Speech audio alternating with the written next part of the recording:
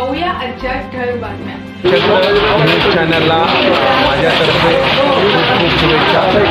पत्रकारितेच्या दृष्टिकोनातून नवीन पत्रकार आणि जनसामान्याचा आवाज करण्यासाठी आज या ठिकाणी नवीन पाऊल जनचक्र न्यूज चॅनलच्या माध्यमातून साप्ताहिकीच्या माध्यमातून याचा मला निश्चितपणे आनंद आहे।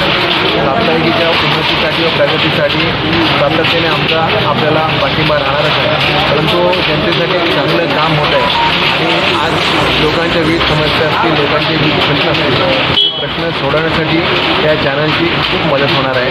या चॅनलला माझ्यातर्फे खूप मनापासून शुभेच्छा देतो आणि थांबतो।